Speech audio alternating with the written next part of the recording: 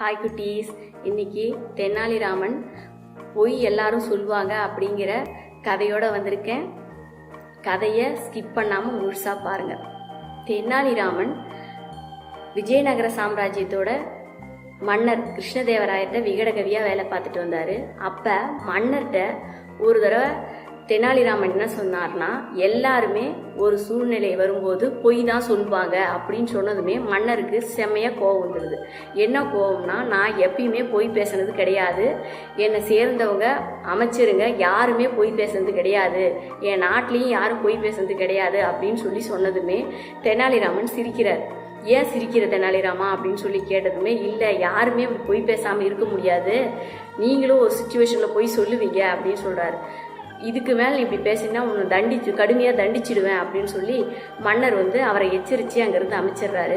கொஞ்ச நாள் கழித்து அந்த ஊருக்கு ஒரு சாமியார் வரார். சாமியார் என்ன சொல்கிறாருன்னா, கடவுள் நான் உங்கள் கண்ணுக்கு காட்டுறேன் அப்படின்னு சொல்கிறார். சொன்னதுமே எல்லாருமே ஓகே, நாம் கடவுளை பார்த்துடலாம் அப்படிங்கிற ஆசையோட அந்த முனிவர் சொல்கிற பேச்சை எல்லாரும் கேட்க ஆரம்பிக்கிறாங்க.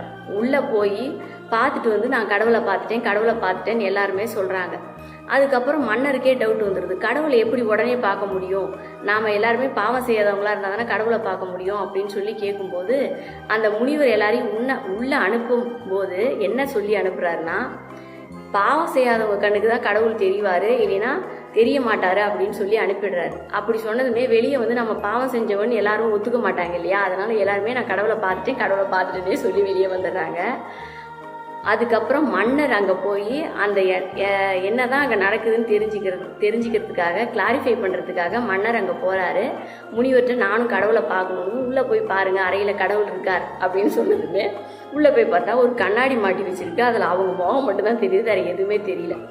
அதுக்கப்புறம் மன்னர் வெளியே மன்னராவது உண்மை சொல்கிறாரா அப்படின்னு பார்க்கறதுக்காக முனிவர் என்னங்க நீங்கள் கடவுளை பார்த்துட்டிங்களா அப்படின்னா, கடவுளை பார்த்துட்டேன் அப்படிங்கிறாங்க. அதே மாதிரி அங்கே இருக்கிற அமைச்சருங்க மகாராணி எல்லாருமே போய் அதையே சொன்னதுமே தெனாலிராமன் திடீர்னு கை கொட்டி சிரிக்கிறார். அங்கே ஏன் தெனாலிராமா சிரிச்ச அப்படின்னா, இப்போ நீங்களே போய் பேசிட்டீங்க பார்த்தீங்களா அப்படின்னதும் மன்னருக்கு ஒன்றுமே புரியல. நான் எப்போ போய் பேசினேன், நான் கடவுளை பார்த்தேன் தானே சொன்னேன் அப்படின்னு சொன்னதுமே தெனாலிராமன் இந்த முனிவரை ஏற்பாடு பண்ணது நான் தான், கடவுள் இருக்காருன்னு சொல்ல வச்சதும் நான் தான், நீங்கள் எல்லாரும் பொய் சொல்லுவீங்க அப்படின்னு நிரூபிக்கிறதுக்காக தான் இந்த மாதிரி ஒரு வேலையை செஞ்சேன்.